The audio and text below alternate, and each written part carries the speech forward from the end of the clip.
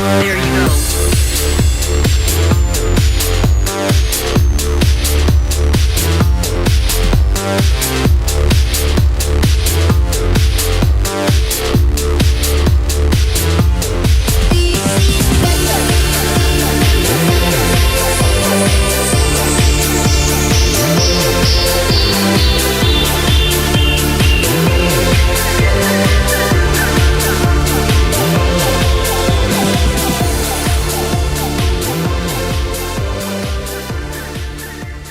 Good evening, guys. Tonight we're going to be taking a look at a watch from Invicta.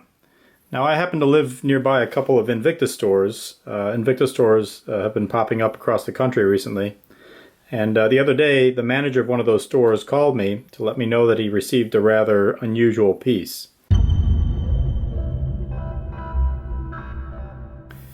So as you can see, this is a limited edition Invicta dive case. So let's go ahead and take a look and see what's inside.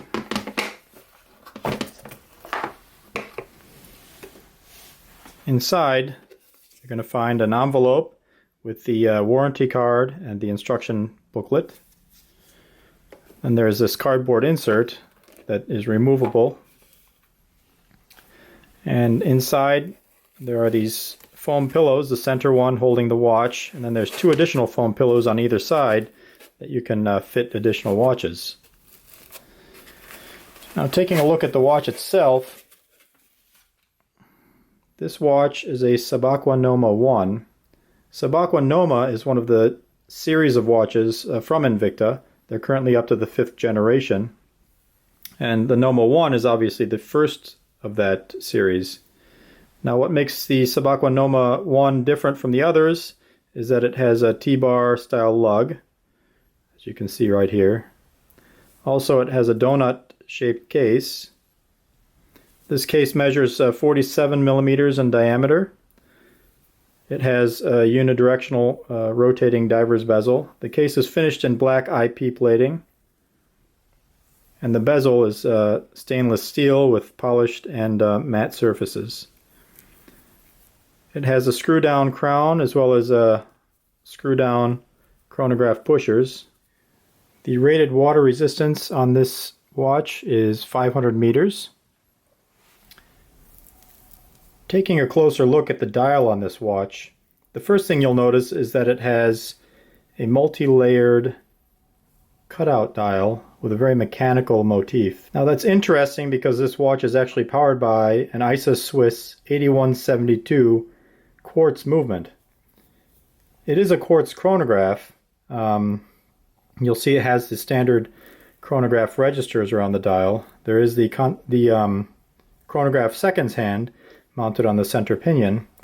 But what I find is the complex style design makes the chronograph rather hard to read. So it's more of a decorative type of chronograph, I think, in my opinion.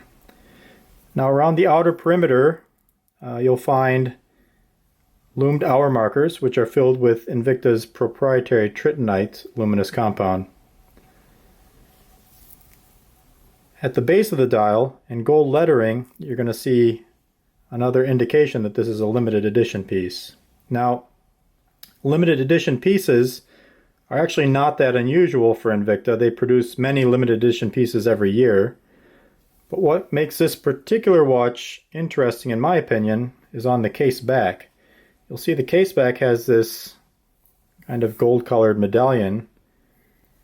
And again, on the medallion, it says limited edition.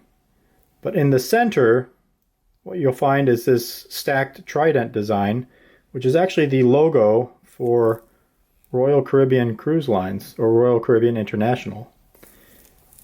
At the bottom here, you'll see it says Voyager of the Seas, which is one of the cruise ships, one of the vessels in Royal Caribbean's fleet. So, what this watch actually is a limited edition piece that was produced for sale aboard the Voyager of the Seas cruise ship.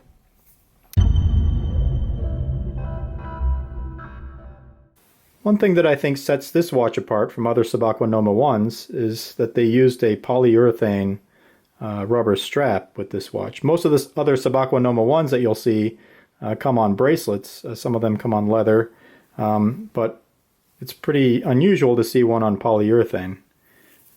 The strap is actually quite soft. It's not as stiff as some of the other polyurethane Invictas can be. And it does have metal inserts along the center on either end to kind of tie in the watch with the strap.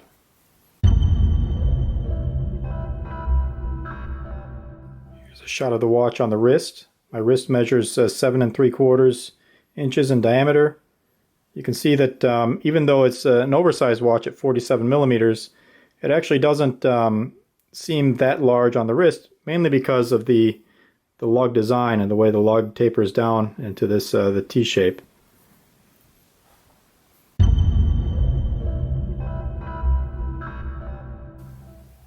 So my wife and I happen to be avid cruise goers. We've been on many cruise ships over the years, including Royal Caribbean. And what I've noticed on the cruise ships is that they have many brands for sale, like Tag Heuer, Tissot, and Invictas. But the prices, in my opinion, are somewhat high, and so I've never actually purchased a watch while on a cruise. So I thought it was somewhat amusing that I was able to find this limited edition piece, which is clearly made for Royal Caribbean at one of their retail stores. Again, this might just be a fluke, because as the manager explained, when a list of watches for ordering came up, he saw one piece with this model number available, and he decided to go ahead and place an order to see what came in, and this is what arrived. So I'll have a full review of this watch on watchintime.com along with some more detailed photos. Please check it out over there. If you guys have any questions or comments about this video, please feel free to post them below. And please stay tuned for more watch reviews and comparisons in the future. Thanks for watching. There you go.